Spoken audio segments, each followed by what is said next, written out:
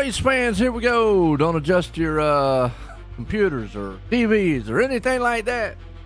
Sit back, relax. Got another special one here for you, the Clean Racing League. We're going Indy racing, that's right. Normally we see the trucks, and we'll see the cars tonight here and the trucks. Doubleheader day here. Got the Indy here. This one's a good special event. Ghost Athletics bringing it to us here tonight. Right now, qualifying is underway. So, stay tuned. We'll be right back here.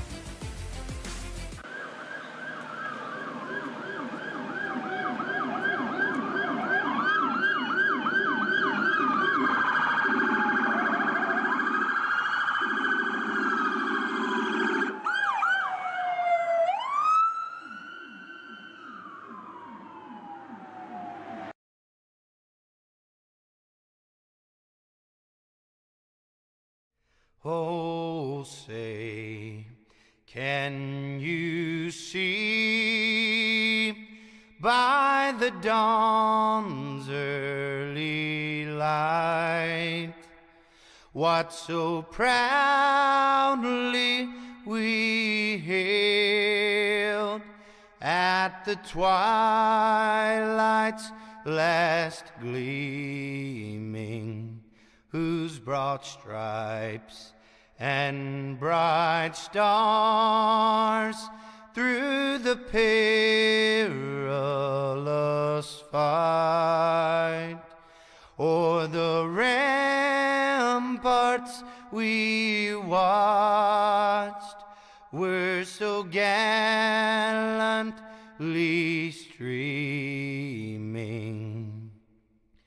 and the rockets' red glare, the bombs bursting in air, gave proof through the night that our flag was still there. Oh, say does that star-spangled banner yet wave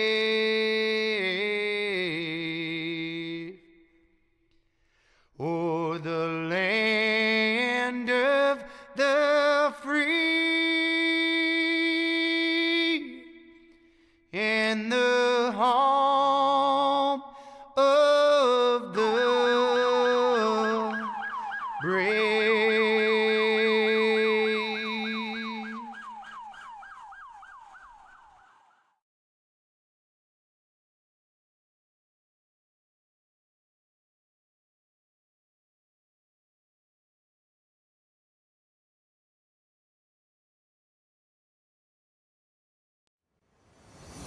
All right, here we go. And coming back to that, wow.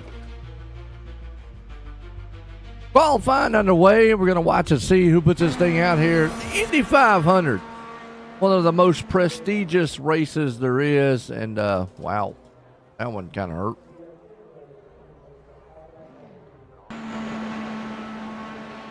At the Indianapolis Motor Speedway. Oh, boy. So, gotta bear with me. See what happens.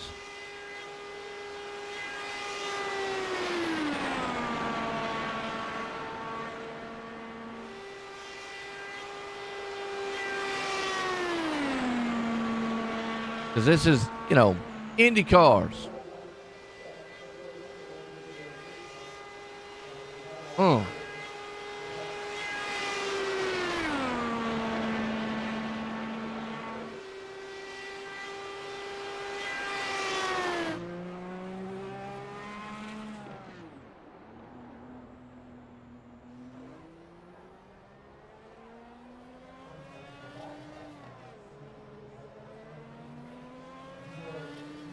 Very fast getting around this track.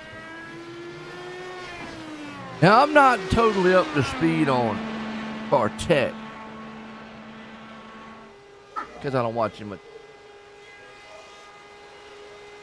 I do know that this is one of the most prestigious tracks, or it is the most prestigious track, one of the most prestigious races.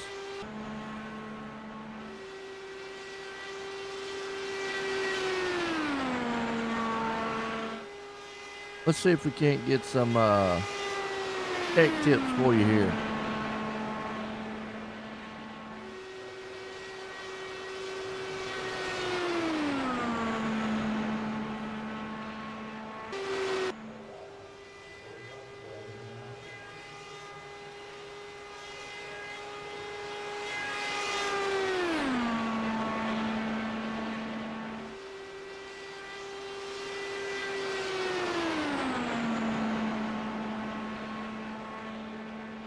Well, you know, they run 6-speed, semi-automatic, sequential gearboxes with paddle shifting on it. That's kind of normal. Trying to see, man, if we come in with maybe like engine specs. That changes kind of over the years. What these cars have, et cetera, et cetera.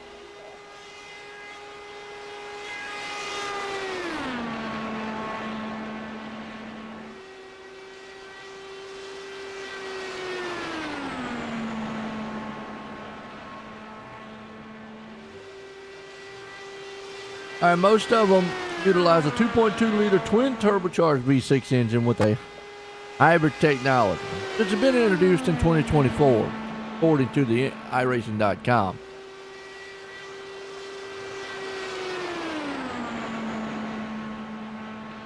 I thought Ford had one out here at one time. They're in between Chevy and Honda, but I thought Ford had one.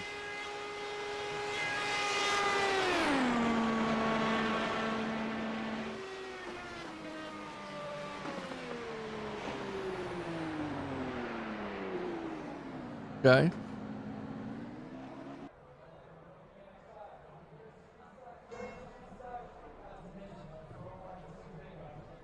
These cars, now, I will say this, these are not the most technically advanced.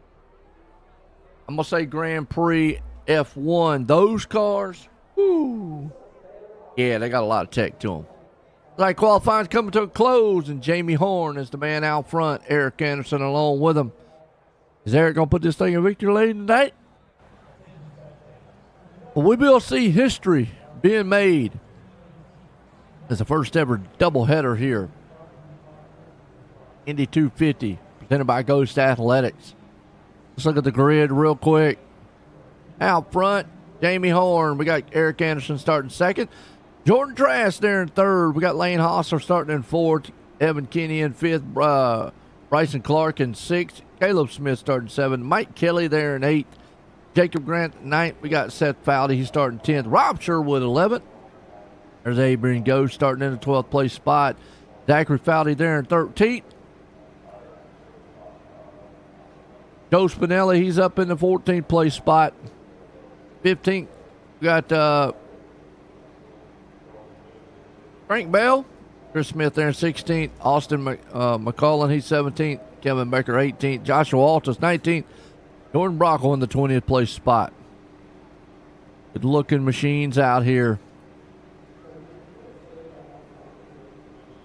Passing. You do use a slipstream in these cars, so yes, draft plays a factor.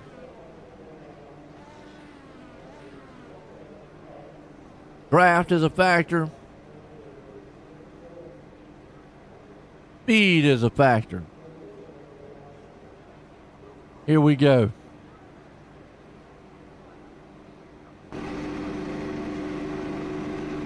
Man. Good looking cars. Hey, look at that. Eric's still in the 43 STP. Can't get away from it, can he? Nice looking there on Jamie Horn's part.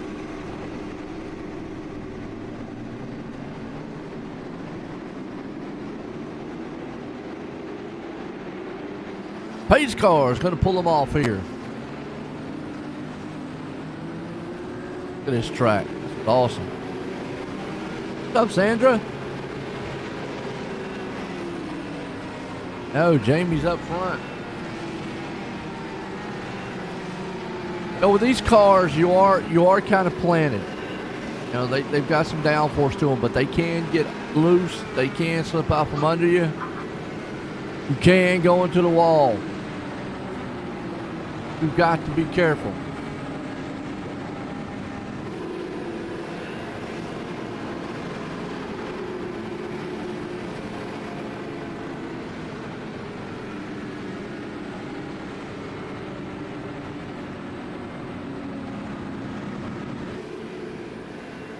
Race cars pulling us around. Here we go.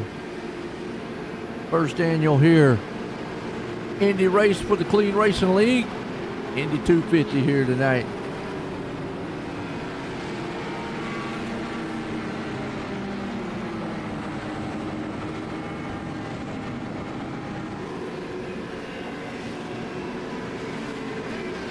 Let me hear who your favorite driver is out there.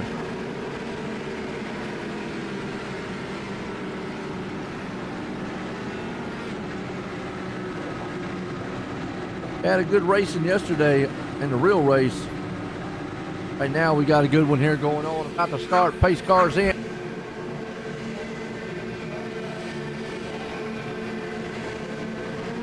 Jamie Horn and company up front. We're racing Indy style. You won't see too much beating and banging with these cars, but you'll see a lot of passing. Slipstreaming. That's what they call it in this sport. They call it slipstreaming. You're going to be on the backside, then you're going to see a guy come out. But look at these things fly around the turn. Yellow already out. Oh no. Austin upside down. He dead on the track. See what happened to him. Well, you hit something at this place, you hit it hard.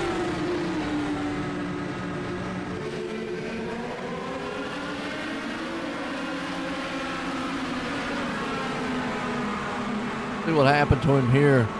Austin McCullen. Right there. Single foul. Oh, boom! Right to the wall. He went for a light. Watch out one more time.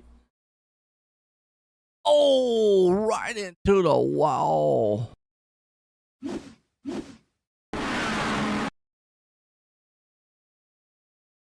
Now, it almost looks like he kind of ran up on a car. Oh, one got sideways, yeah, and he had nowhere to go. And then just wham! Bam! Right in the wall.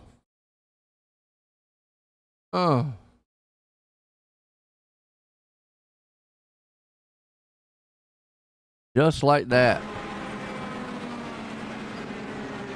Head first dive. Upside down. What it looks like on board. Boom.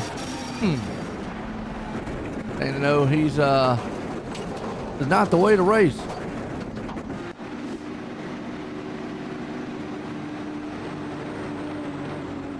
Yeah. Yeah. We saw that.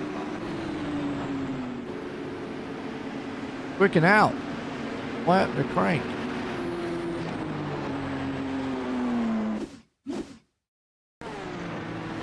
Crank wreck. Oh, he got wing damage out of that. Ooh, and slid, and then shroop. Crank bell on the wall. His wing was gone. You lose the wing on these things. One and done. Caution. The old saying, cautions breed cautions.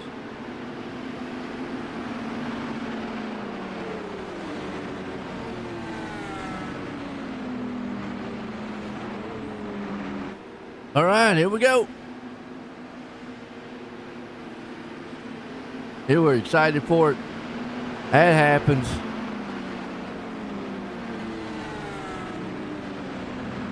Tough cars. Pretty excitement on the track, though.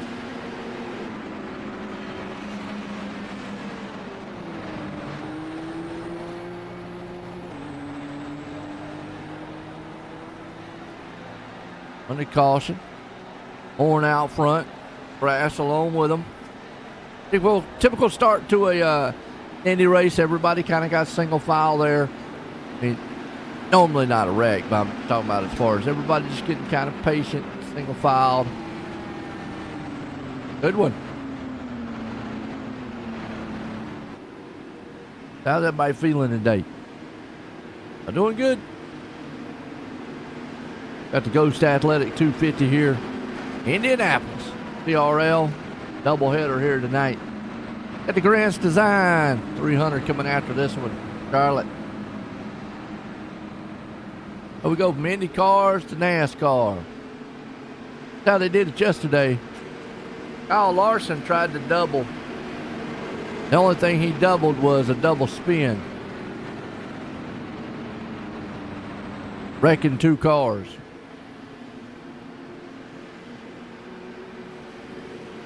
That's why you stick to stock cars.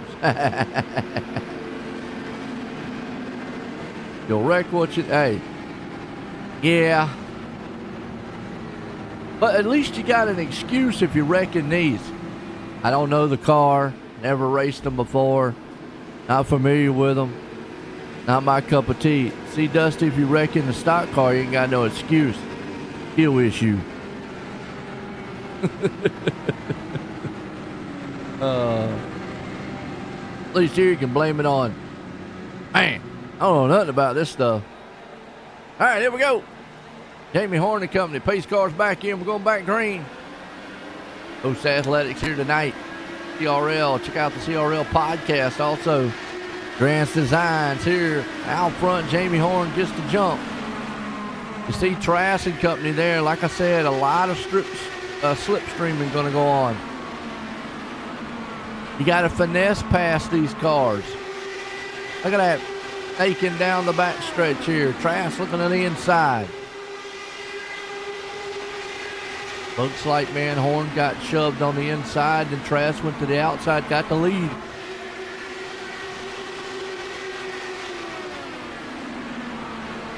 Biggest thing about these cars, oh, bumped the wall a little bit. Who was that?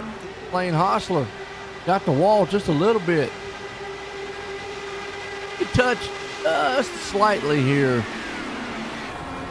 Unadvised. You can do it. Riding on board here with Hostler.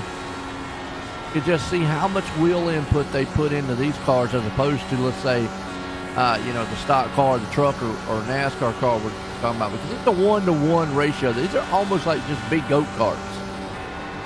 There's no rack and pinion to these things. They are just straight to the wheels, like F1 Grand Prix.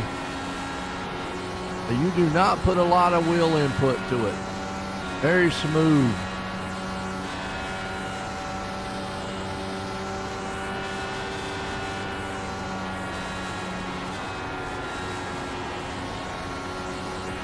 Shifting right there too. Unique.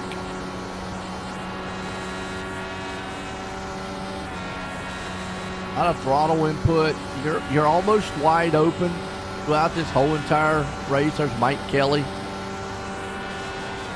Riding on board with him. Nose of the car here.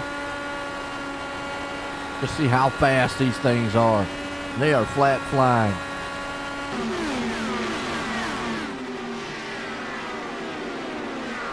Nice one. Brass out front. This is almost like road racing too, folks. You gotta appreciate the racing. There's not a lot of side by side. There's not a lot of nose to tail scraping, beating, and banging on these things because they are open wheel style cars. You've got to appreciate the art of what these guys are doing in the car here. Right now, you see Jamie Horn trailing Jordan Trask right now, trying to get up there to him.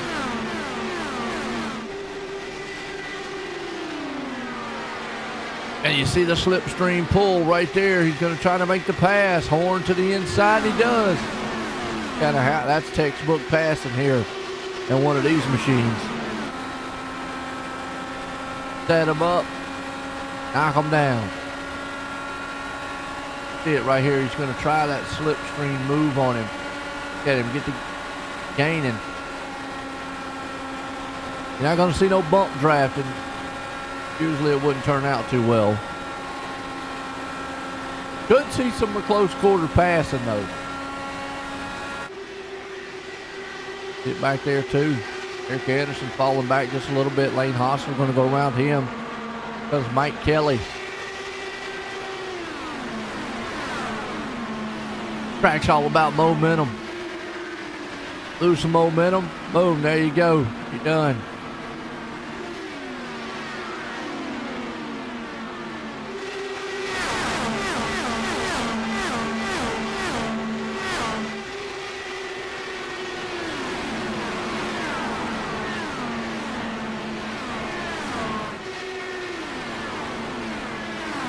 Mike Kelly right now rumbling right there in the 8th. You see Caleb Smith coming up to the 7th place spot. Right behind him, here comes Seth Fowdy. Fowdy looking to the inside, trying to see if he can't maybe sneak his nose in there. Couple places here to pass too. You know, not every place on this track is a passing zone. This is more of a, this is not an oval, it's not a D-oval, it's not a road course. It's a rectangle.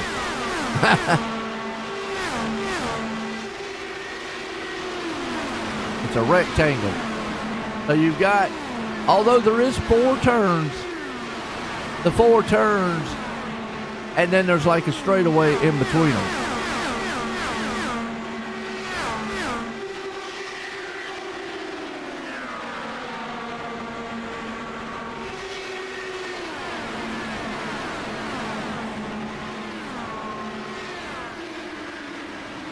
Right now, Fowdy looks good. It's all Jamie Horn out front in this one. Battle right there in front of him, though. Caleb Smith going to try to overtake, man, Eric Anderson.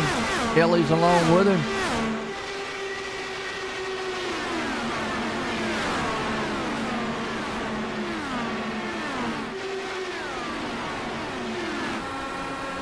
Right now, Mike Kelly running in the 8th place spot right along with him here. Gives you a good shot. These guys are doing. I like this one right here too, man. Kind of a spectator.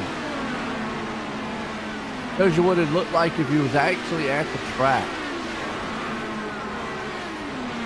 Turn by turn. These cars in real life can get up to like 222 mile an hour on this track. Folks, that is blazing speed. That is bad fast. I think on some of the straightaways in a draft, they might get every bit of 225. I know qualifying's around 221, 223, somewhere in that area. It is fast. Race speed, I think maybe 219, 220. So you have got to have some reflexes of a cat. Maybe even faster than that. To be able to catch one of these cars at the speed that they're going. Everything happens in a blink of an eye. Call that the snaking effect right there. You try to snake going down the straightaways, the backstretch, trying to break the draft. Getting on that apron down there. You can't upset these cars, very much so. Getting down on that little rumble strip. That's something you don't want to do. Try to do. You want to get as close as you can down there, because you want to cut this track as much as you can, but you get a little bit too far. Yeah, boom, you're gone. Right now, it's all Kenny out front. Going his way. A lot of road racers come over here to this. These cars are, you know, which they do run these cars on, you know, they're not all oval. I don't think INDYCAR's all oval. I think they do have some road courses in there. F1's more or less all over. Oh, yellow flag. Got one out. Oh, is that Joe Spinelli? He's spinning it out. Got his back wheel all cockeyed looking. Touch the inside a little bit. Here on that turn. Let's see what happened to him here on the soft.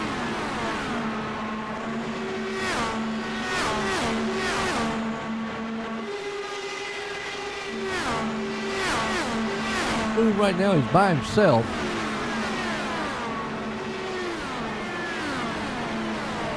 Oh, car in front of him just got obliterated. Then Spinelli got obliterated. That's actually Chris Smith who hit the wall. Chris hit the wall. Spinelli nowhere to go. And Chris has been doing awesome in the ARCA series. Trying to double. Unfortunately, his night's done. See, he got the rumble strips. We just talked about the rumble strip. And he caught it. And that car just lost traction and sent him straight into the wall. Hard lick. It's all tore up. The wheels falling off. Front nose falling off. Joe Spinelli's going, you got to be kidding me. Well, pit stops are pretty quick in these cars. Let's watch. They got automatic jacks on the bottom, by the way. 16 into this one. Been a good one.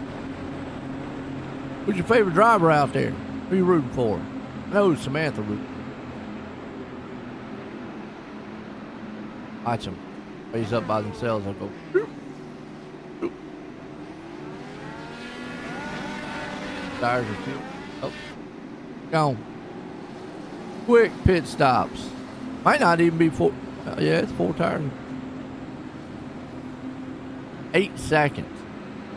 Wow. Evan Kinney. A slow pit stop. Jordan Trask in and out. Lane Hossler there in second. Caleb Smith in third. Bryson Clark there in the fourth place. Mike Kelly fifth. Seth Fowley up to sixth. Eric Anderson seventh. Rob Sherwood there in eighth. Jacob Grant ninth. Jamie Horn starting 10th.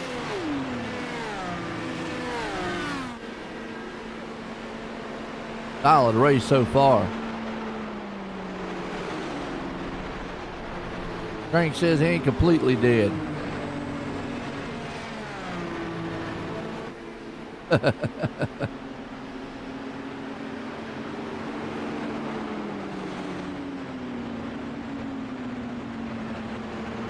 Well, cranking ain't too bad, I guess. Had to go back green.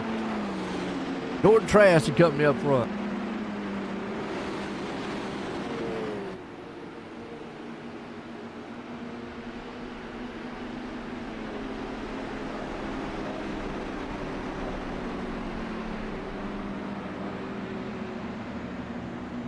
Lane Hossler right there along with it with Caleb Smith. Bryson Clark, Mike Kelly.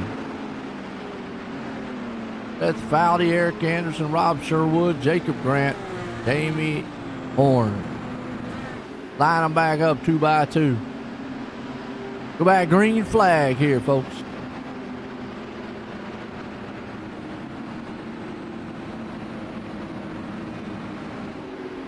Evan Kinney, unfortunately, bad pit stop. 20 seconds.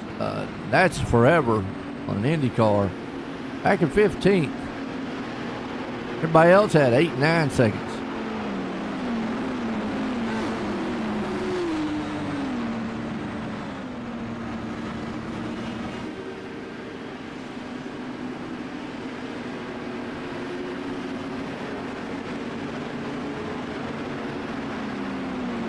All right, here we go.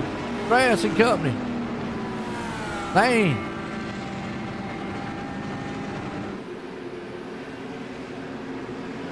Looking good tonight here.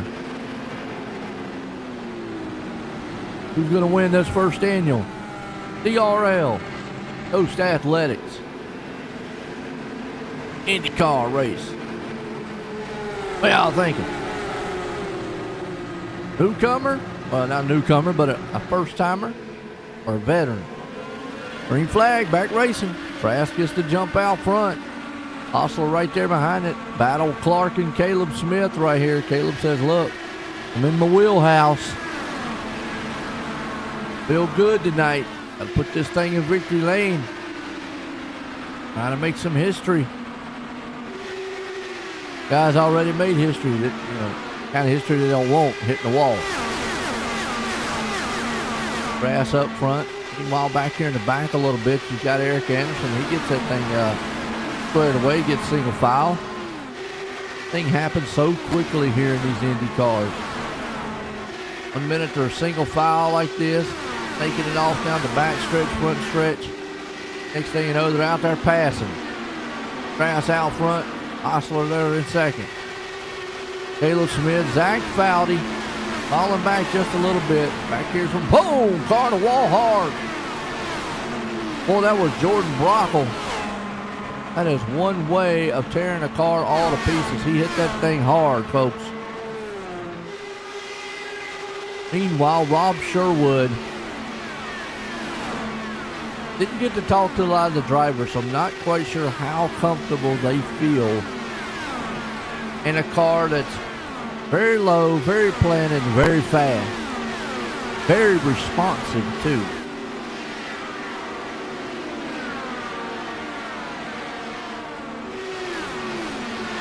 Some of these guys, though, the road racers, should be okay. Oh, we just saw Sherwood, and the same thing happened to Brockle. It just happened to Sherwood, popping the wall. Easy to do. Be careful. Still Trask out front. Battle's kind of heating up right here with Clark and Smith. Got Anderson back there in 7th place spot. Mike Kelly. Mike Kelly has moved it on up a little bit. Several cars in the pits. Brockle, Spinelli, Smith, Bell, McLaughlin. 2 of them out. Bell and McLaughlin officially out. Meanwhile, it's all Trask up front in this one. Goes to Athletics here tonight. Bringing it to us, first annual. Doubleheader. Memorial Day weekend. Hope everybody had a good one. We salute the fallen veterans, service members, the men, the women, and even the canines out there that were out there in the battlefield. Service dogs. There was service dogs too, folks. Everyone who unfortunately paid the ultimate price. That's what Memorial Day is all about. We salute them and their families, and hope they, hope they had a good one, and kind of get some, good closure on it. To know that, look, a family member proudly served their country. Good weekend of racing. We had the real Indy 500, Coca-Cola 600 yesterday, and Monaco, by the way. So it's actually one of the biggest days in racing. You have Monaco, the Indy 500, and Coca-Cola 600. Huge day of racing. Right now, Jacob Grant hanging on to 7th right there. One of the cars popped the wall though in front of him. Mike Kelly trying to lead that pack. See Eric Anderson, Zach Foudy along with him. Go Grant's Designs here. And it looks like the green machine, the Hulk.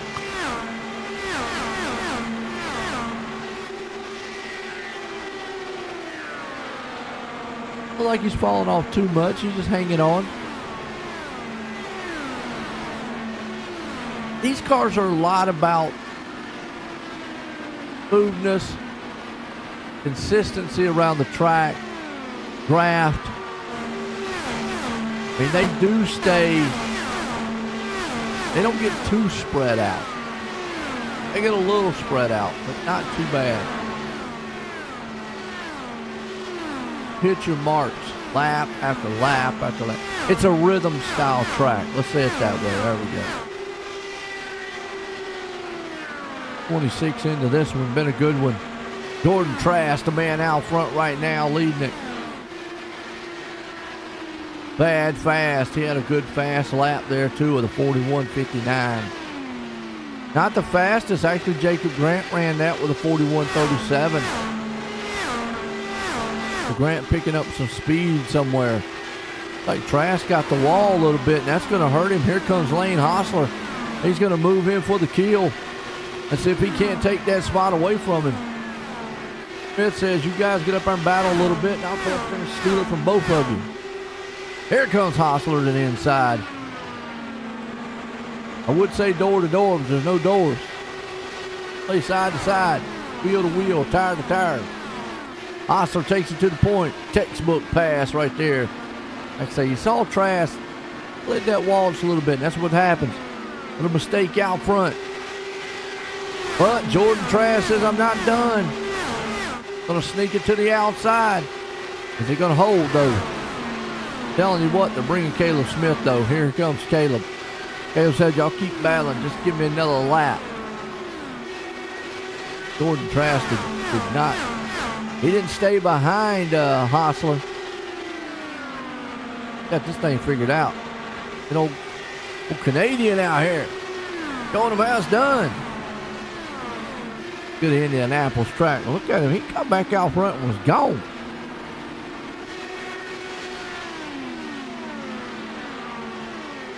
Smith right now still there in third. Clark hanging in the fourth. He's got Fowdy right behind him. Mike Kelly a little bit further on back. These cars just come out of the turn very smooth. Closing rate is fast too. You know, you see that gap right there, but that gap can be closed within a matter of milliseconds. Does not take long.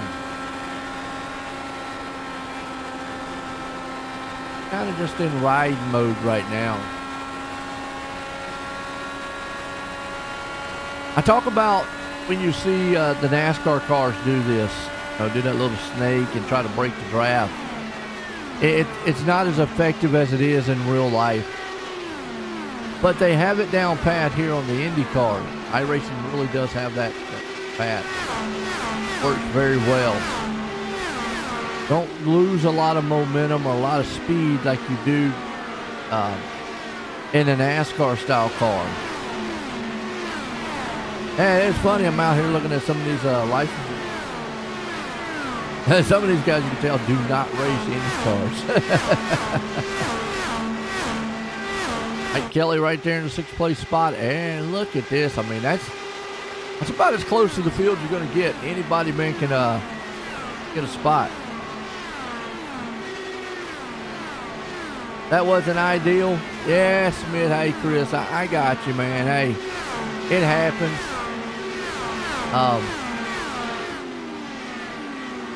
Looked like you got down on that rumble strip a little bit. I just talked about it too. That's a dangerous spot for these cars. You get right down there. I mean, it almost looks like gravel, but it's actually kind of like a little rumble style strip. And you get down there and it upsets these cars a lot, even in real life. That is kind of a danger point for these cars. You see a lot. Usually that's where you see a lot of these cars in real life spin. Coming out the turn like that, boom. What's up, Joe? This Rick. Hey, Joe, I think you ran into Chris.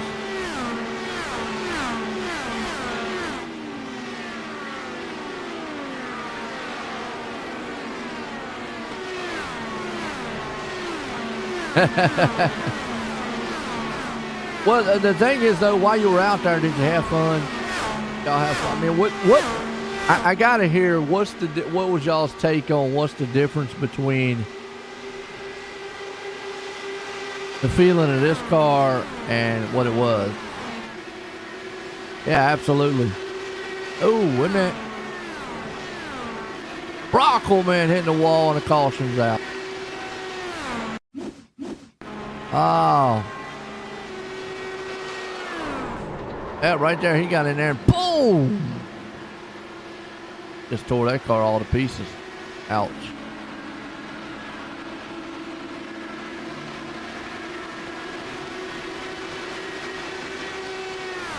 Well, couldn't do it for Brockle.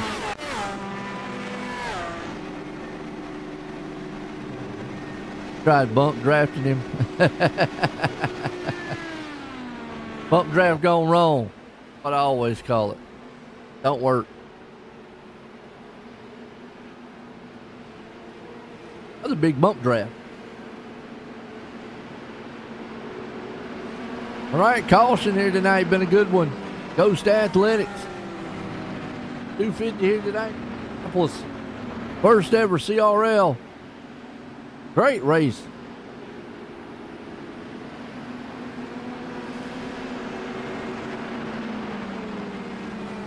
Great race so far, man. It has just been a solid one here. But we're going to step away, take a quick commercial break. We'll be right back here in a few.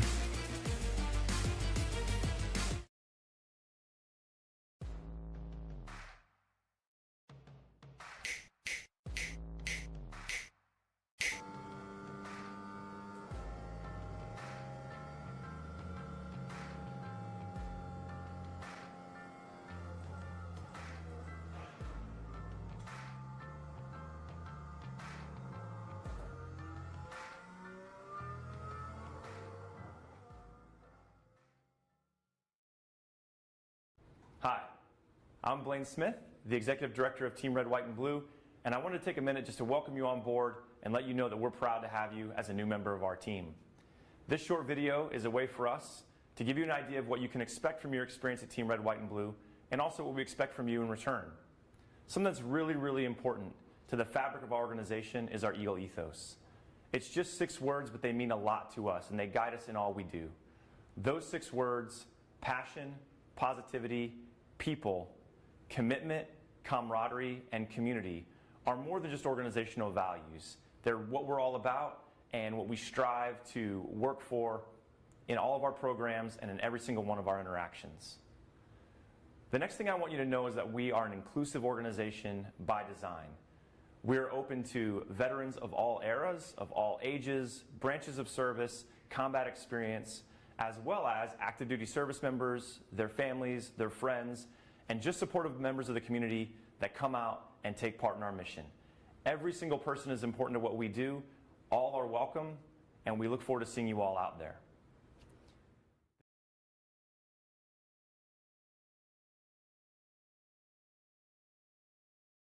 And then if you want to, just a little bit about how the foundation helped you. You know, I was in a pretty serious deal, as most people know about. It's a pretty tough deal, very traumatic for my family. A lot of stuff that we went through that people would never understand. Without the assistance from the Steve King Foundation and several other donors as well, we could have come out of that thing in financial ruin. But it just takes a lot out of your family just to go through rehabilitation, all the medical bills. There's so many hidden expenses and stuff that you would never know about until you actually get involved in something like that. And even if you help somebody out with 500 or 1,000 or 100, whatever it is, it means a ton to the person, just to be able to live and to get through these things. It takes an ungodly amount of money, time, effort, patience, with the families, the doctors, to be able to get through a traumatic experience. And, with the Steve King Foundation, that makes everything a lot better. There's an immeasurable bond that forms when you join the service. You'll do anything to protect and defend those at your side, and pushing the limits of your well-being is all just part of the job. But when this shared experience ends, it's easy to carry that mission-first mindset with you and neglect your own health and mental fitness. Team Red, White, and Blue understands these challenges and knows that together we can show veterans that their best days are ahead by providing opportunities to build healthier lifestyles right where they live and work. Through races, service projects, workouts, and a cutting-edge mobile app, our members develop a sense of camaraderie and mutual support. With a growing force of over 200,000 strong, we invite all veterans, families, and non-military supporters to start putting their well-being first. Team Red, White, and Blue is forging America's leading health and wellness community. Will you join the team?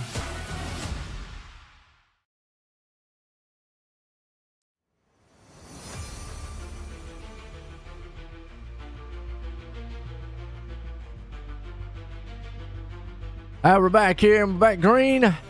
Been a good one here tonight. We got this Ghost Athletics, man, 250 here. First annual doubleheader here tonight. Well, Unfortunately, this is not the way, man. We want to have the man up here in the booth with me, and we'll have some other ones up here, but the main man himself, Chris Smith, here at the Clean Racing League, up here in the booth with me. Right now, Caleb Smith out front is taking the lead, but Chris Knight, kind of just got chopped off a little early, and we were sitting there talking about how different these cars are as opposed to what the trucks are.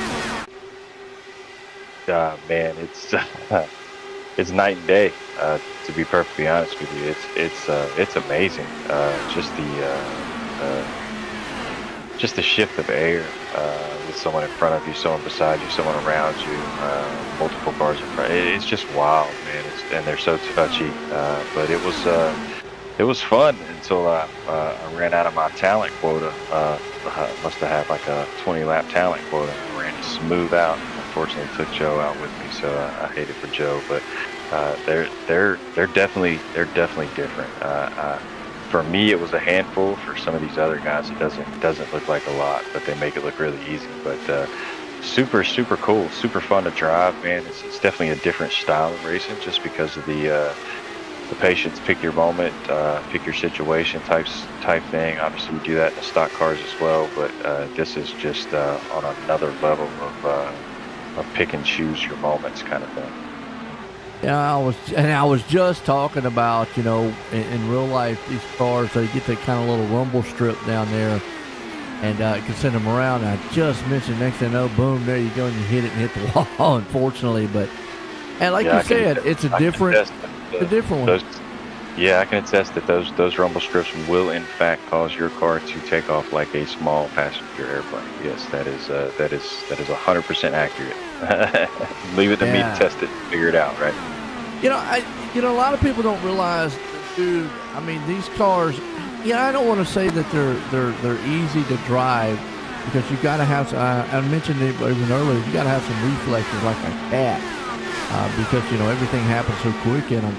But how much planted are these cars as opposed to what you'd say like the trucks are?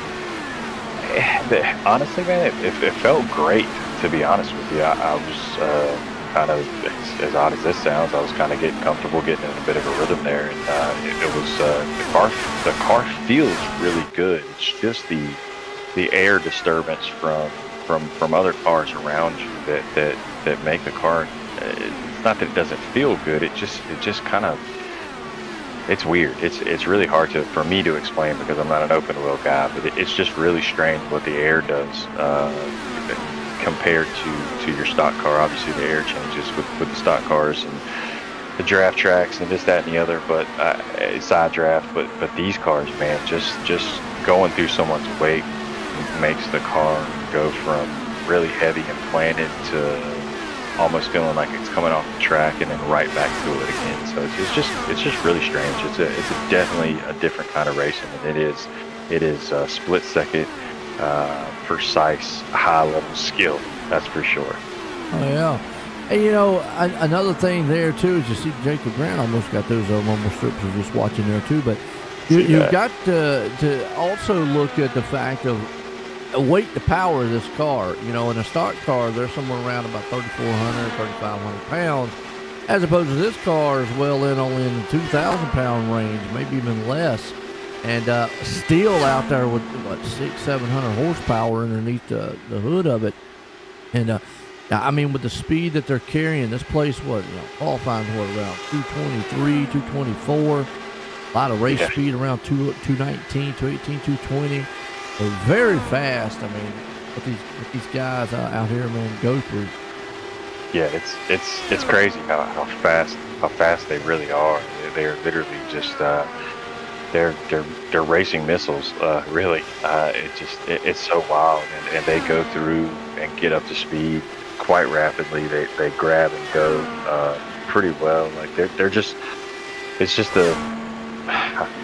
just a well-built racing machine, really, to be honest with you. They're just really fun to drive, but again, it definitely takes a higher level of talent than I have, clearly, to keep it in between the lines. But they're super fun to drive, man. It's obviously this event, the Ghost Athletics 250, the first half of the first annual CRL double. This is I was really hoping to complete all the laps. Maybe not win both the races, but at least complete all the laps. But this is an awesome event.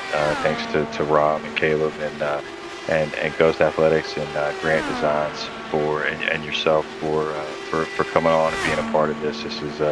This is awesome, and I look forward to doing multiple more special events throughout the seasons coming forward. So.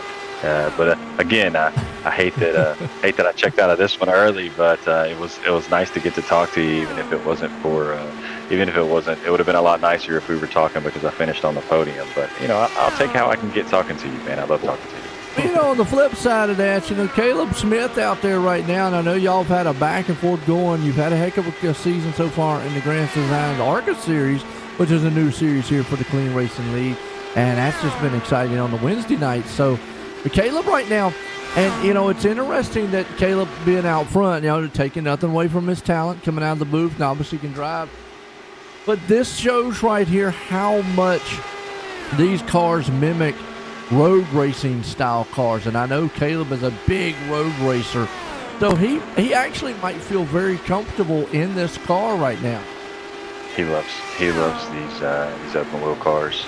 He's, as you said, man, he's in my mind, he's an elite level road racer among multiple other ones that we have here in the CRL community.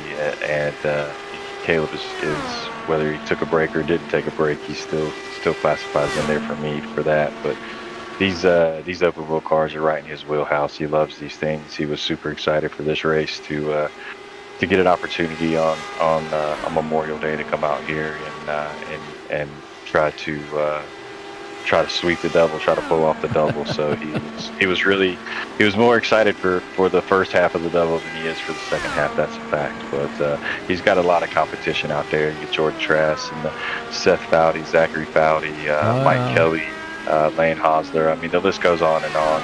These guys are no slouches from top to bottom. I think the only slouch in the field was me, and I went ahead and took care of myself, so I'm out of their way. So, but yeah, it's a 4-second lead right now.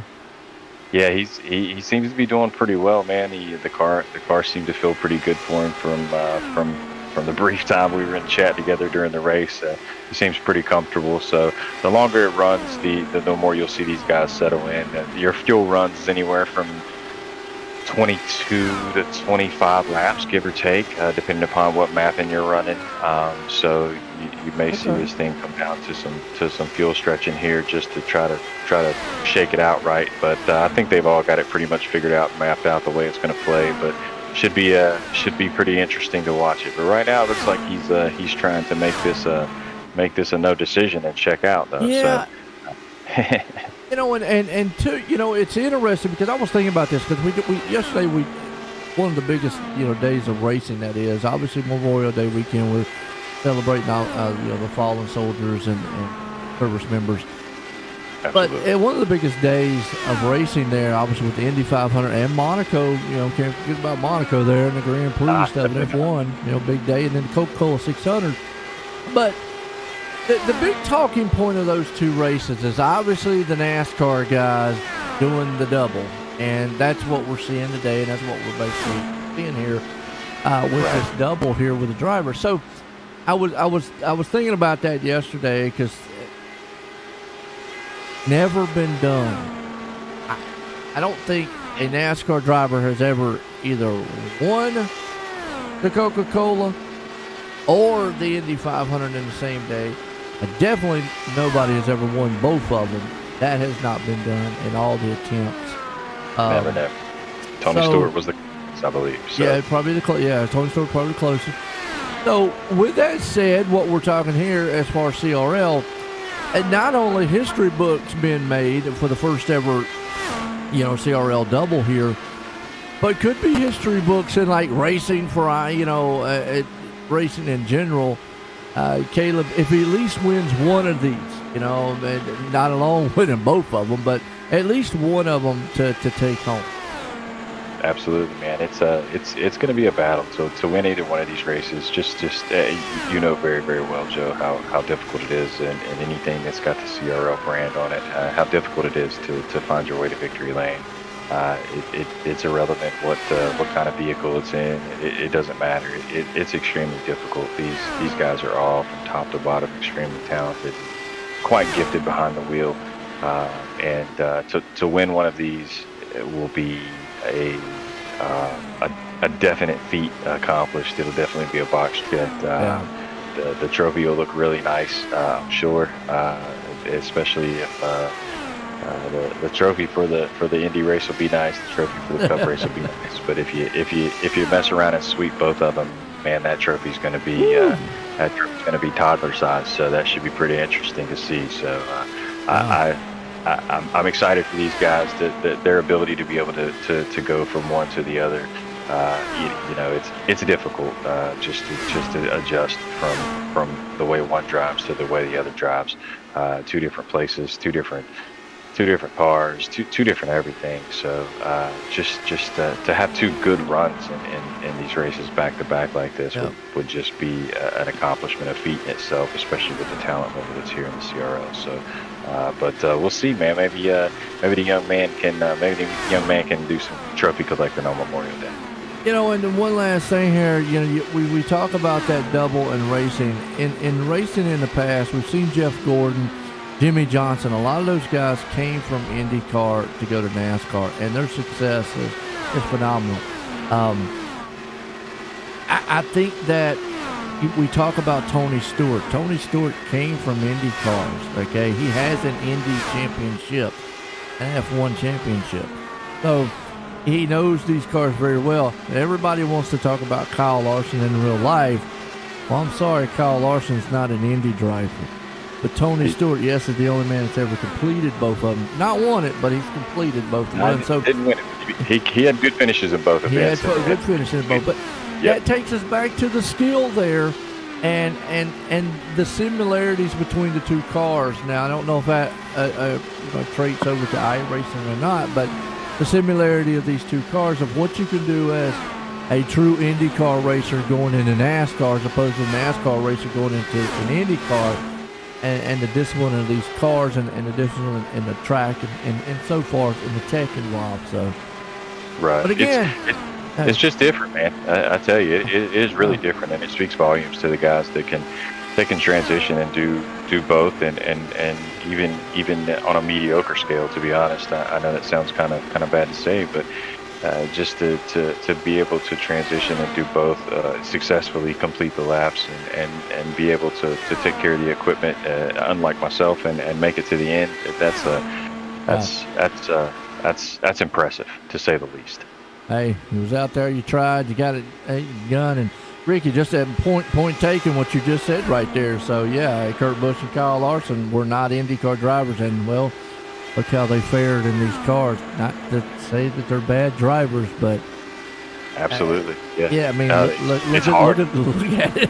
Yeah, it's hard, man. These we're not talking about slouches. I mean, Kyle Larson is in my opinion one of the best race car drivers on the planet. I won't say he's the best, but he's damn sure high on my list of who the best is. But just the ability to, I mean, like yesterday he made a whoops. Tony Stewart just is another level, and the man still went from IndyCar, NASCAR, now to NRJ, NHRA. I mean, come on. I mean, what's next for him? I think somebody said I think he needs to go in motocross, F1, motocross or F1 or something like that. Motocross, Supercross, F1. Like, I mean, he's running out of places to where he can go and win events, and that's crazy, man. It's wild just to think back of how talented, how much talent that took to be able to accomplish that, and any of them. And then just the tax on the body to get from point to point, and again the adjustment from car to car. It's just wild. But these guys, like I said, these guys here in the CRL, they'll adapt quickly, as you see. They're an elite level of talent, man. This is an elite group. I'm so happy and so proud to have all these guys be a part of the CRL family and the community, and as well as yourself. And this is just an awesome way to showcase their skills, have a little fun, and do it for some good reasons, man. man, it's just a cool deal. So, but again, it just showcases what talent levels these guys have. These guys are all so talented, man, and so gifted, and it's just a pleasure to be around all of them every lap on the track. Absolutely. Well, there you go. It's Chris Smith, man. Unfortunately, just out of the race early. We see, man, Caleb and company on pit road, and it's good to get a talk with some of the other drivers. I know another driver, is kind of want to get a talk with in this race because we're getting down to the closing laps here.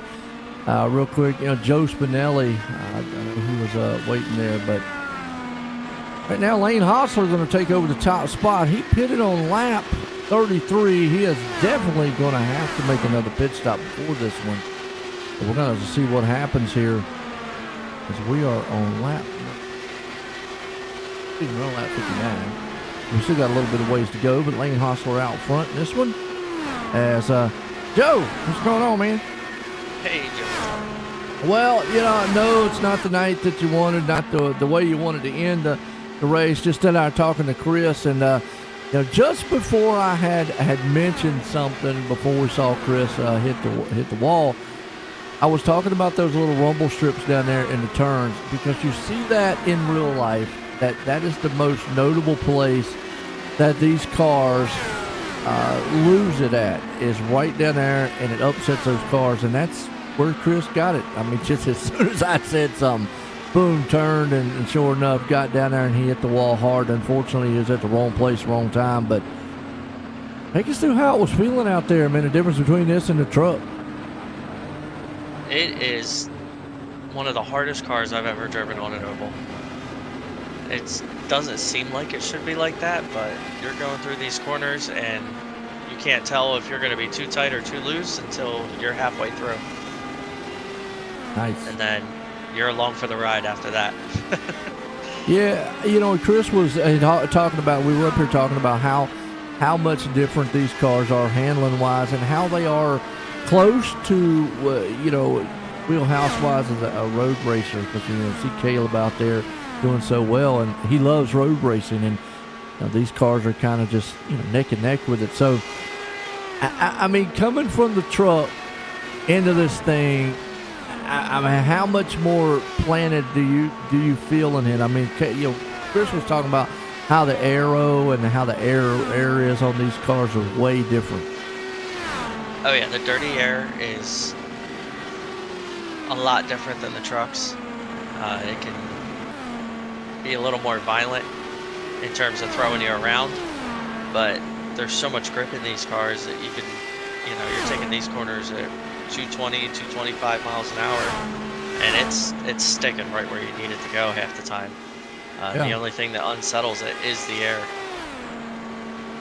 You've got that weight to power ratio. We were talking about, trucks, NASCAR car being around 3,500 pounds. These things been probably well into probably 2,000, maybe even less, but still a little more horsepower, up around, I think around 650. They might have lowered it some, but I know at one time they were in the 7s and whatnot, and they still could be to this day. I know that I was looking up some of the tech on them, and it says they run like, V6 out here, twin turbocharged motors and so forth.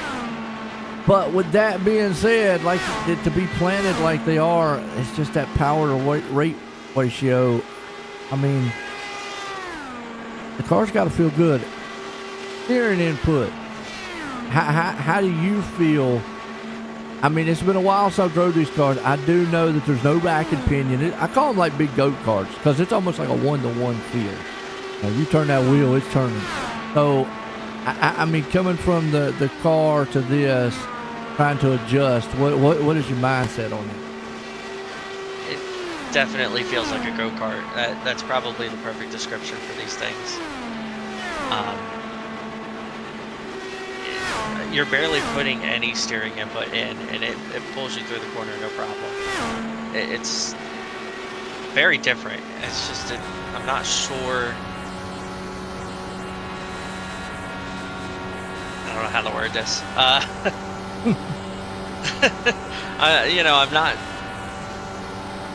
sure. I don't know how to word it. Like when you're, I don't know. Well, it is.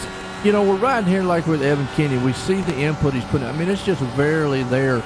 And that just goes to show you, because in your normal car, you have a rack and pinion, and obviously a ratio. You have to turn the wheel to a certain, to the wheels start turning.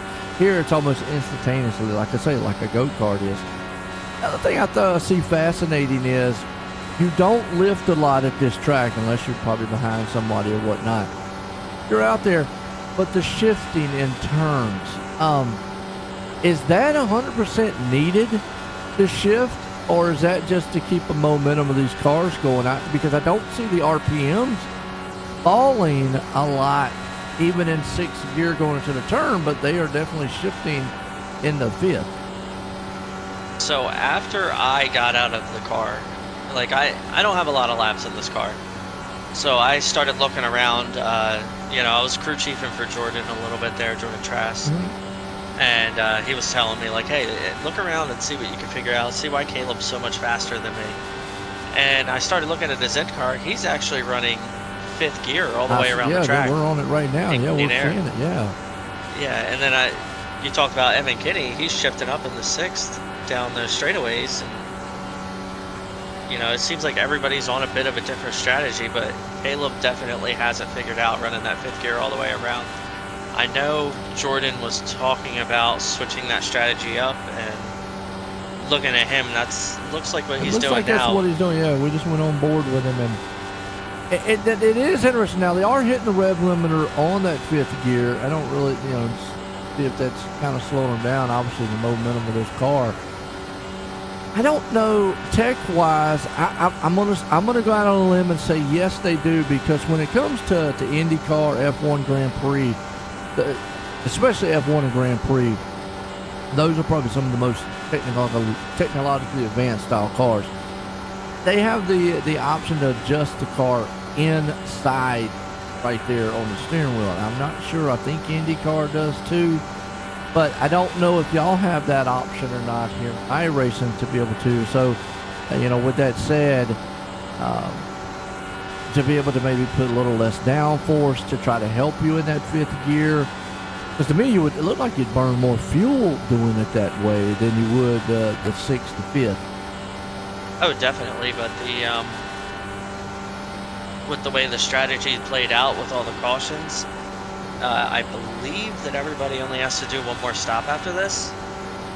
And I was just looking at Jordan's lap times compared to him running. He was doing sixth gear all the way around the track they're actually earlier, right now neck and neck. It's 44 to 42. Oh yeah, and he was running 41.7s earlier, so yeah, so it's about picked up about a half. 400s, about 400s, maybe a half a 10. By slipping it up there in the fifth gear. I mean, I was watching it myself there. We were staying behind Caleb. Caleb stayed there in the low fours, and I think Jordan was like maybe a 41.5. And at that last time there, he's still a 42 to 49, so he is gaining a little bit. Lane Hostler, let's look. He's in third place now. He's staying with that fifth, sixth, but his lap time right there, that'll slow down a little bit for both of them, but he's been able to, he's the only one that's staying with that fifth, sixth gear routine and staying lap time wise with the 52, 51, you know, around about what the top guy. Yeah, he's doing pretty good with it. It looks like he's running sixth all the way around the track. I see that, yeah. So maybe, you know, I take that. I'm sorry, Joe. I take that back to one of the tracks that I most notably, I think it's Gateway, I believe it is, for the ovals, and they've even had this at Pocono before. The shifting, I've always wondered. To me, if you can go around a track and keep your momentum going at the same gear, to me that shift. It takes away. I don't care how fast you are, how sequential these things are. It still takes time to that shift, and to me, it would seem like it would slow the car down. Yeah, I feel like it. But it could be wrong. Yeah, I mean, looking at Evan Kinney, it takes about a mile per hour off of the car when you shift down. I'm not sure with the upshift. I'm sure it's definitely delaying your acceleration a little bit. Now, I will say, like right here, Caleb just ran a 50. Brass ran a huge 45 that time, but Hostler slowed all the way to 58. So I think the fifth gear strategy might be a touch faster. Obviously going to use some more fuel. Hostler right there is definitely going to save some more fuel doing it in sixth gear. Probably with Mike Kelly real quick here and see what he's doing. He's running about the same time. Yeah, he's going down to fifth and all. So interesting. A lot of different strategies out here.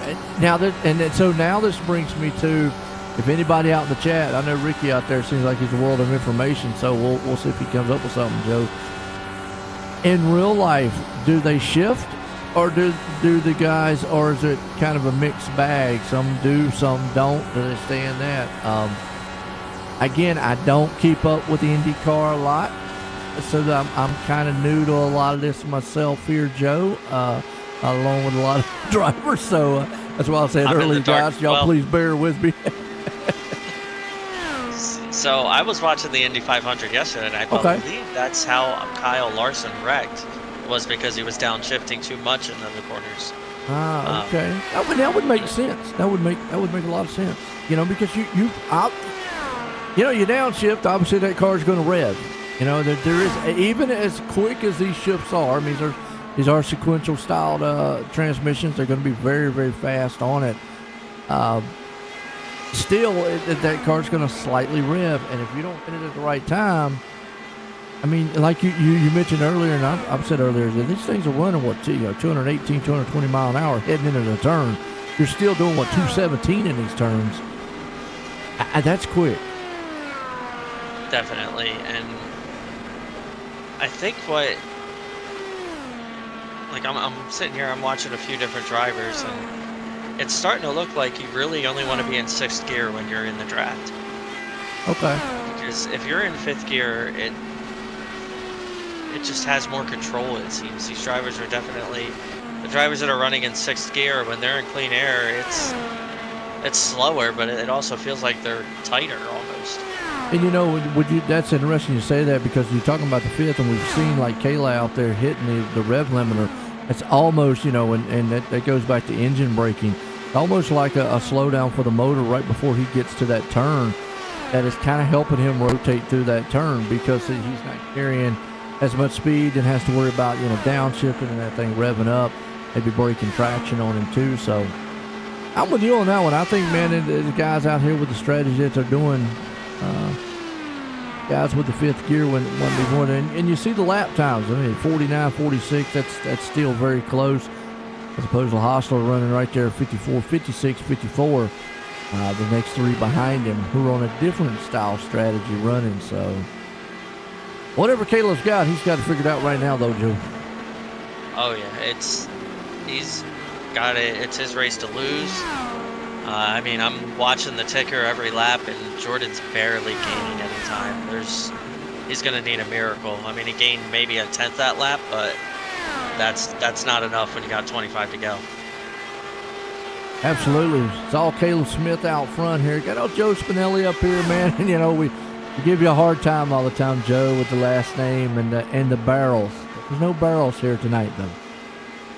Oh no, but I was definitely terrified of hitting that pit road wall. I practiced pit entry a few times, and I felt the back end want to kick out. And I definitely didn't want to embarrass myself in front of, I got my family watching. Hey, okay, cool. Now, you said you didn't want the rear end to kick out. I mean, how was that feeling? I mean, we were just talking about how planted these cars were, but then you said you just didn't want the rear end to kick out. Was that just the point of where you were slowing down, trying to get on pit road? Yeah, that was the brake bias going in the pit road. I had it tuned a certain way so that when I was going in, I could be a little more aggressive with it. But, if you get too aggressive, then that's it. You're spinning around. But when you're running in a league like this, where everybody is fast, the only way to really gain positions is by having a really strong pit road time. Yeah, no doubt. Like you said, I mean, win and loss on pit roads, what I always say, mental mistakes can happen there. Right now, it's Caleb Smith. But Joe, man, I appreciate you coming up, man, talking with us. Unfortunately, like I said, race ended there early for you and Chris. But had fun. How you feeling about going to the Charlotte race, though? I don't have a lot of experience in the next gen cars. It's definitely going to take a little bit of time with the practice. But I'm just gonna, do what I normally do and hope for the best. And Well, don't say that, Joe, try to be because there. normally we say you hit the barrel. Good point. Good point. Okay, well then I definitely want to be there at the end at least. There you go. Yeah. Even if it's a top 10, I'm happy with it. Hey, well, good luck out there, man. I know the friends and family out there watching, man. Appreciate everybody, and appreciate you coming up here, man, giving us the input, man, going on out here in this race. Thank you. All right, there you go. Joe Spinelli, and folks, and that's some good insight to what these guys out here are seeing. Just unfortunate two guys that, the race came to a close really quick for them. It just shows you just how tough it is to jump out of one of the other cars into one of these. Right now, Caleb Smith, though, he's making it look easy. But we go back to it, too. Road racing experience out here definitely can translate to it, even in real life. It was out there, you see Ricky was putting out stuff, and, we were talking about, real life with Tony Stewart, who actually has a INDYCAR championship. He's the only one that in real life has actually completed both of those races in one day. Didn't win them, but he completed them. And now Caleb on pit road. I'm going to say this is going to be his last pit stop. We're looking to be about 20 to go in this one. Is bring Jordan Trask. And unless just a caution comes out of the blue somewhere, I'm with Joe on this one. I think it's pretty much Caleb's to lose here on the track, because I don't know what strategy Hostler and them is going to need to catch him. I don't even know what strategy Jordan Trask is going to need to catch him. Yeah. When you see Hostler takes over the top spot with Kelly there along with it, but they're going to have to come on pit road here soon. Evan Kenny's been out front, so yeah, unless just something drastically changes, we got a wild pit, a wild caution happen or something. It's going to hand it back over to Caleb. Even my dogs get puppies in the background. They get excited. They're like, yeah, good flybys. An awesome one. How's everybody doing? Did everybody have a good one? Did you have some cookout out there? Did everybody have the hot dogs, hamburgers, or anything? Maybe some steaks or something?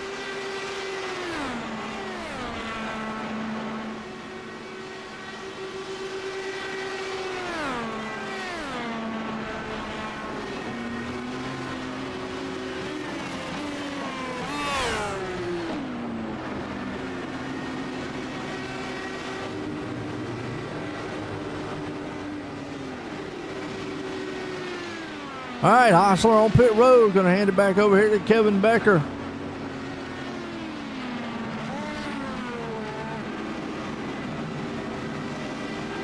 Joshua Alt has been kind of quiet here tonight, too. Up there in second. He's still got to make another pit stop here. Ain't going to be able to, nobody's going to be able to make it all the way. It's just not going to happen. Going to put Caleb back out front. As soon as those two make their pit stop, it's 3.65 seconds between the two. And they ran an identical time, Caleb and Jordan Trask. So, yeah, wow.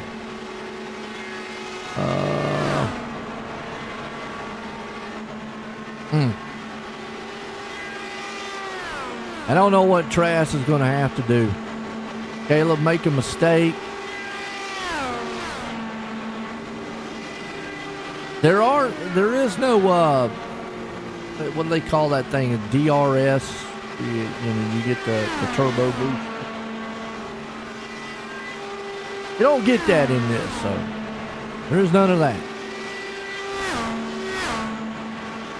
Altus out front right now. Smith there along with it. You see Jordan Trask back behind him about 3.6. Mike Kelly's able to take over to be the third place, but he's in fourth right now. Hostler right behind him as he leapfrogged him. Kelly did on pit road, but you see Hostler right there on his back fin. Heading on board, just see how close that race is. And a good solid one. This is the kind of racing that you just got to appreciate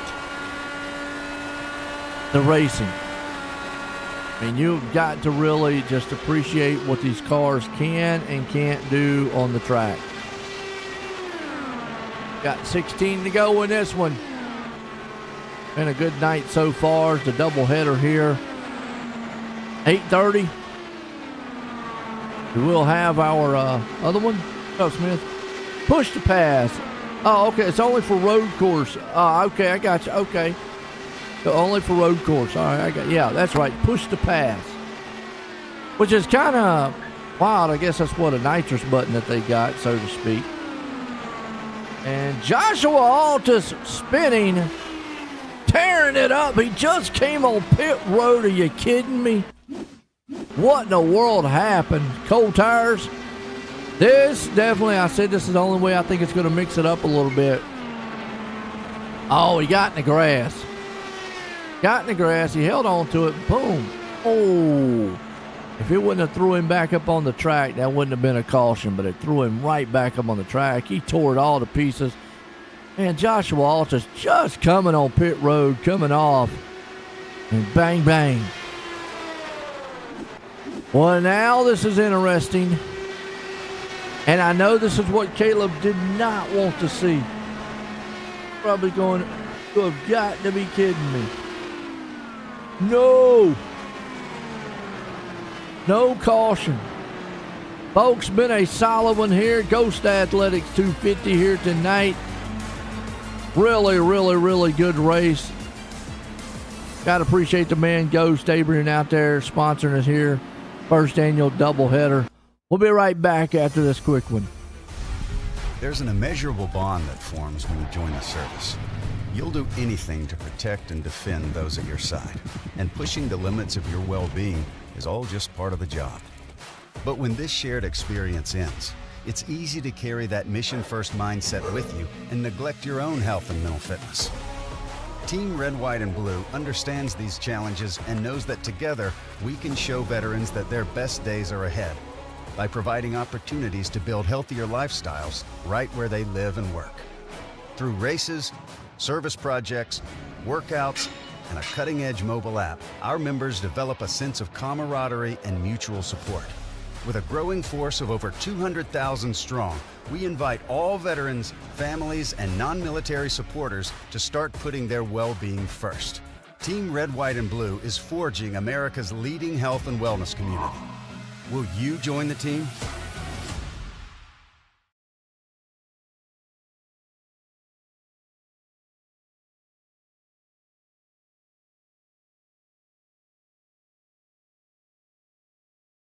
Hi, I'm Blaine Smith, the Executive Director of Team Red, White, and Blue, and I wanted to take a minute just to welcome you on board and let you know that we're proud to have you as a new member of our team. This short video is a way for us to give you an idea of what you can expect from your experience at Team Red, White, and Blue, and also what we expect from you in return. Something that's really, really important to the fabric of our organization is our Eagle ethos. It's just 6 words, but they mean a lot to us, and they guide us in all we do. Those 6 words, passion, positivity, people, commitment, camaraderie, and community, are more than just organizational values. They're what we're all about and what we strive to work for in all of our programs and in every single one of our interactions. The next thing I want you to know is that we are an inclusive organization by design. We're open to veterans of all eras, of all ages, branches of service, combat experience, as well as active duty service members, their families, their friends, and just supportive members of the community that come out and take part in our mission. Every single person is important to what we do. All are welcome, and we look forward to seeing you all out there. And then if you want to, just a little bit about how the foundation helped you. You know, I was in a pretty serious deal, as most people know about. It's a pretty tough deal, very traumatic for my family. A lot of stuff that we went through that people would never understand.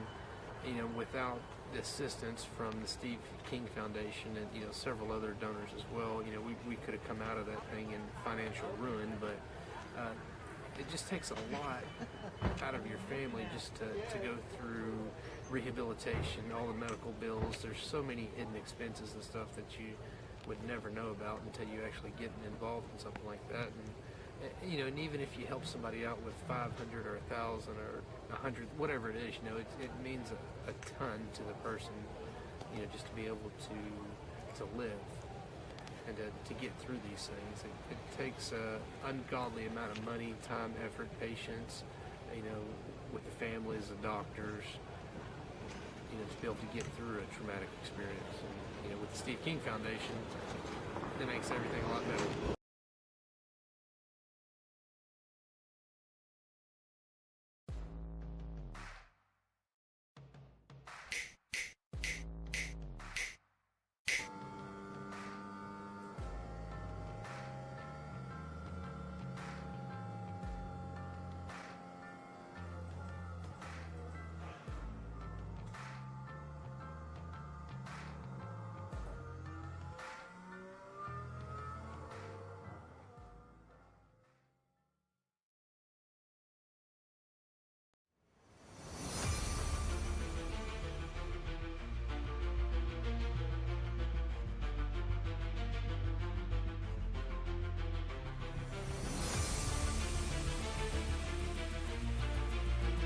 All right, folks, we're back. Getting set to go back green here. Was under caution, and we're getting to the final, the closing of this one. And remember, Smith was out front. Trash has got a chance, but look at Caleb. He gets the jump. Anybody going to be able to get near him? The final time here, I think. Jordan Trask right there breaks the draft. Here he comes to the outside. Again, this is probably not what Smith wanted to see. Here comes Mike Kelly to the inside of 3 wide.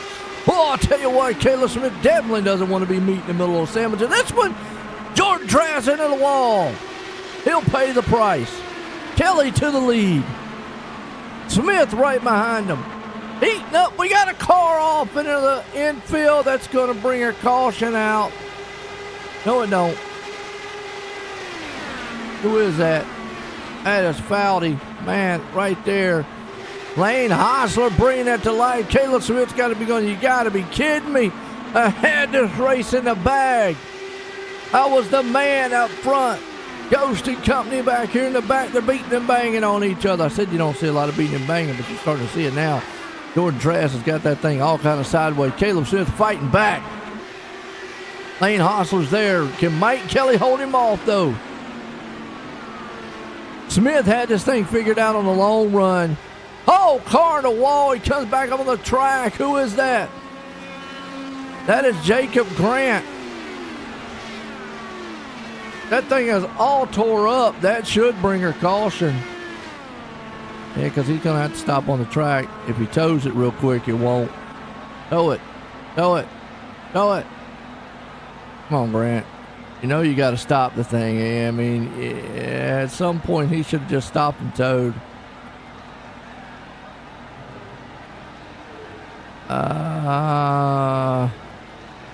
I think Grant needs to stop and tow. There's no way he's bringing that thing all the way around. Yeah.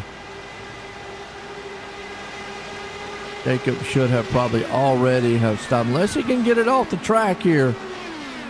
He might better get it off the track. All right, good job, Jacob. All right. Unfortunate for him. Watch what happened to him. I have to rewind it back here because he hits the wall and then boom! Oh man! Somebody go call Grant. See if he's all right, please. Meanwhile, Mike Kelly has got Caleb Smith on his back door. Smith looks to the inside. He's going to try for the slipstream. Is he going to make that pass? I think it's all going to be a matter of time here. There's a couple laps to go in this one. 7 left. It is Kelly Smith right now. Hosler's trying everything he can. Mike Kelly's there. Is Lane going to get up here and try to battle as Caleb Smith goes back to the point? He has got this track figured out. But Mike Kelly's not going to give up. But I'm going to tell you what, Caleb Smith has definitely had this thing figured out for the most part. You just kind of see right there, he loses a lot, Mike does. Caleb's got it figured out. Back to the front. I think Caleb Smith right now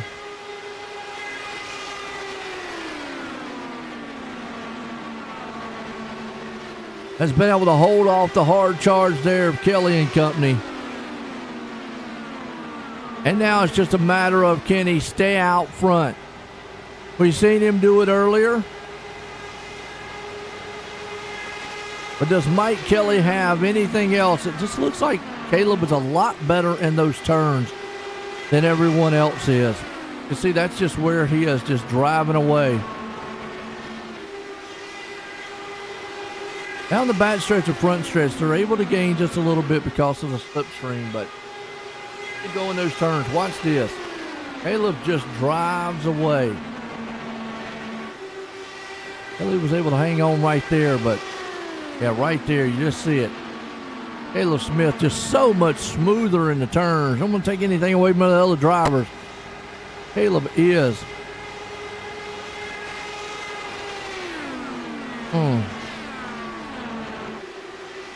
And he's driving for his life right now. Yeah, see him. He just walks away and does so much faster in the turn. Kelly trying everything he knows. Not being able to figure out how to get into that turn though.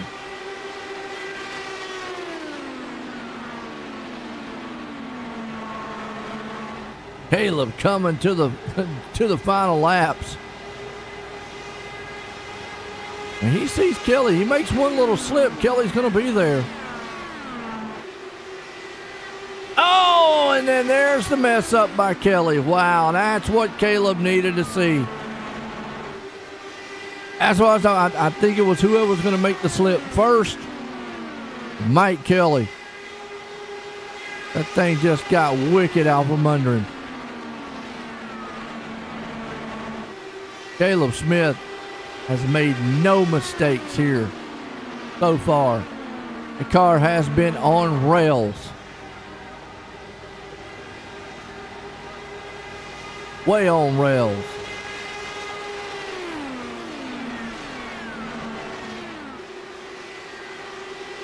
Caleb Smith about to make history in another couple of laps if he can just hang on.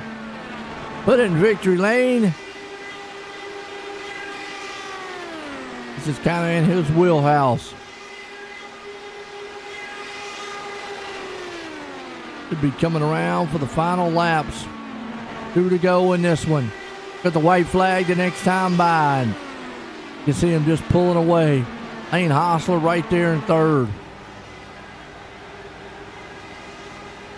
One more time.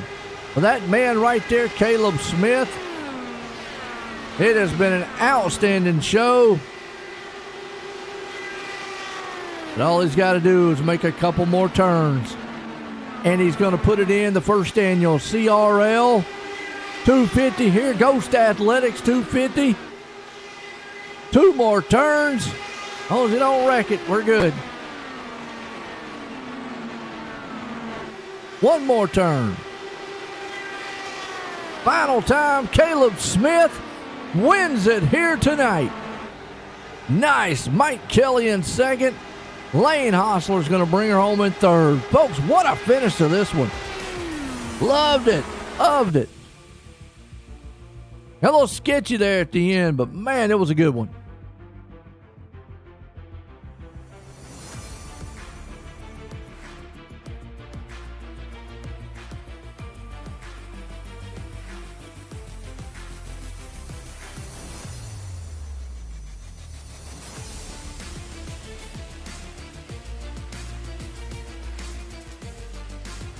Let's bring Mike up here and get a word with him. Mike, join the booth. Got a copy. Gotcha, Joe. Man, I tell you what, wild one there at the end. And I got to ask, how was you feeling in these cars as opposed to maybe some of the NASCAR machines? Well, you know, Joe, I race everything, so I'm no stranger doing IndyCar. And it's a lot different, a little bit different going around here at an IndyCar than in a Cup car. But That was a lot of fun, and I haven't driven. I'm not sure I've ever driven an Indy race in this current iteration, but I ran quite a few 500s back in the day with the older car, and it's always a lot of fun to come out here to Indy and let her rip. Saw that thing get a little bit squirrely on you there. Is there anything else you could have done to maybe get up there to Caleb? No, I think he had us all covered. I did get the wall there finally a little bit at the end, but I could get to him, but I don't think there was no way he was going to let me ever pass him like I let him pass me. I didn't have enough. He had something figured out there. Congrats to him, because he definitely had a rocket ship, but I made a good bold move into 3 there and threw a Hail Mary, and it almost paid off. Hey, no doubt, man. Like you said, you had an awesome machine, came home second tonight. Got anybody you want to thank?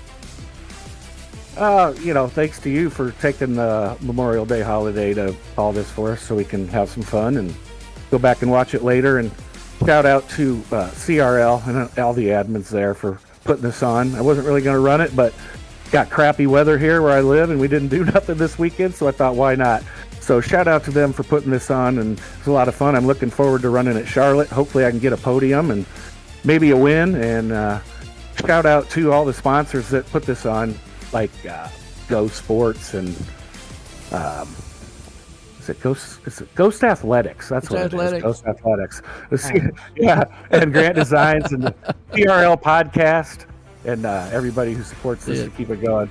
Happy Memorial Day to everyone, and we'll see you at Charlotte. And thanks to the Smoking Hot Wife. Well, there you go. Mike Kelly bringing her home in second. A wild one here, but this guy held on the third. Lane, join the booth. You got a copy. Hey, I got you. How's it going? Most of the time I get to talk to you, and it's in the truck. So this is kind of wild to get to talk to you in an Indy car. How was you feeling in that thing tonight? You got third place, though. Not too bad. I don't have a whole lot of experience running the fixed setup with these. I typically run the iRacing Open Series, and I'm kind of used to the way the cars handle, but the fixed setup is significantly different. It's not loose or tight or anything like that. It's just that the handling is slightly different than a lot of the open setups. But yeah, nice to be up here. Hopefully we put on a good show, and hopefully we'll carry the momentum into the 300. No doubt, like you said, going to that 300 man tonight at Charlotte. So coming out of this car, going into the truck, what's it going, or actually going into the car, what's it going to feel like? You know, I don't know. I haven't driven the Cup car in probably about a year. We'll see. You know, gonna catch a flight to Charlotte and take a nap and eat some food, and then be ready to go. There you go. Well, man, look, came home third tonight here, first Daniel Manda Indy race here for the CRL. You got anybody you want to thank? Yeah, definitely. Thank you for taking the time out of Memorial Day to broadcast this. It's a pretty cool little event that the guys have organized. It's going to be a fun night. Absolutely. There you go. Lane Haas will bring it up. But this guy here, he had the field covered.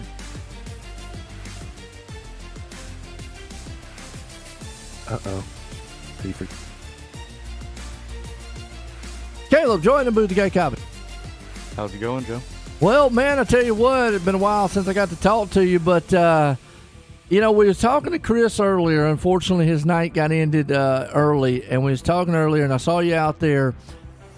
These cars look like they're kind of in your wheelhouse there, because you're a road racing fanatic, man, but how was you feeling, and what you have figured out on these things?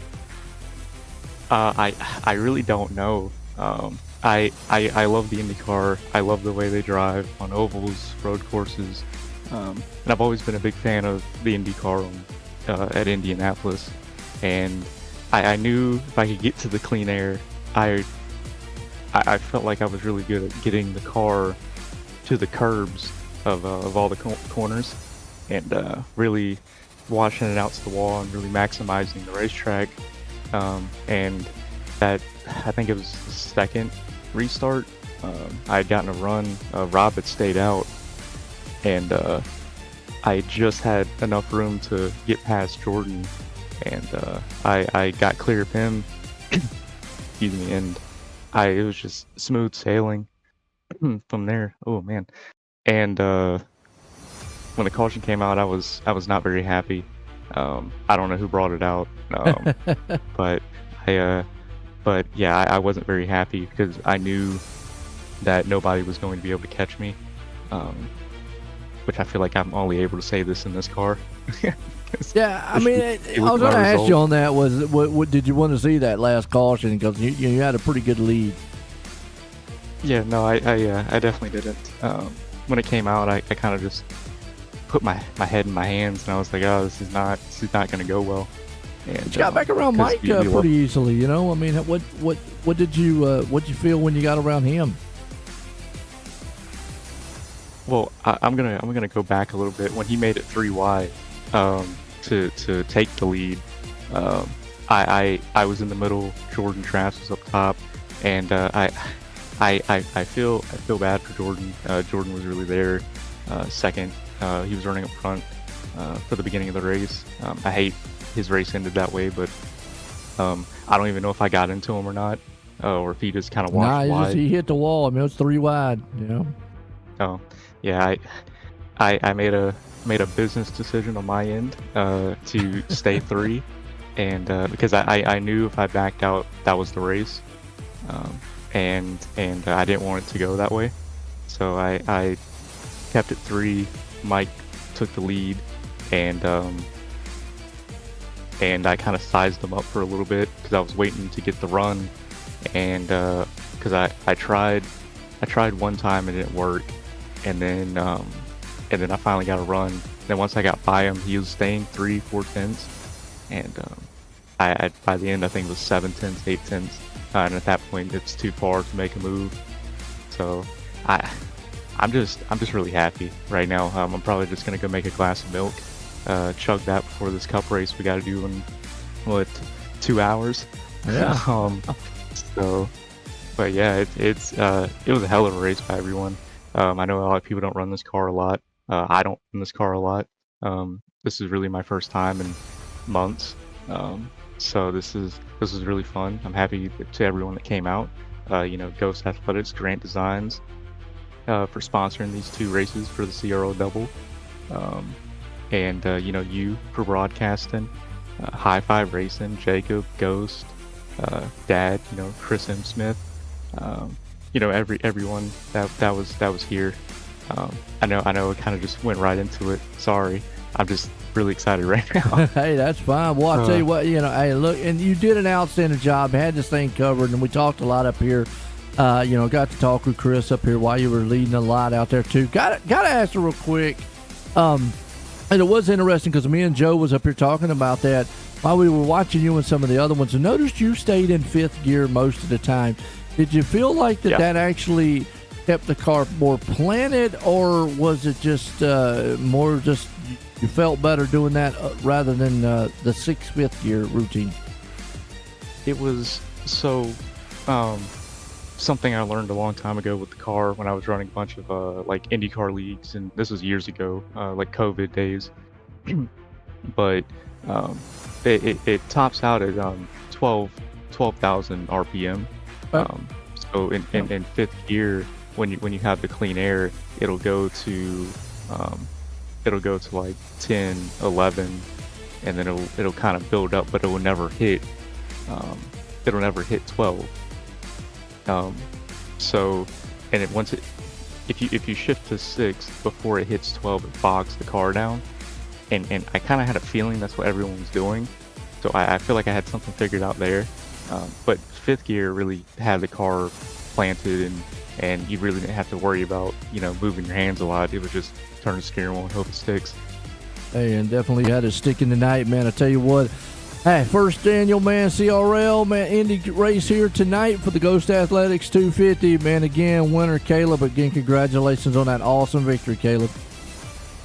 Appreciate it, Joe. Man, there you go, Caleb Smith. And I know, man, I know he don't sound it, but I know deep down he is just all excited. Folks, stay tuned. We'll be back here in about an hour or so, man. We've got the Cup cars at Charlotte, second half of the doubleheader. See you here shortly. Be a good one here. We're going to leave Indy. Caleb Smith dominating. For myself and everyone, have a good one.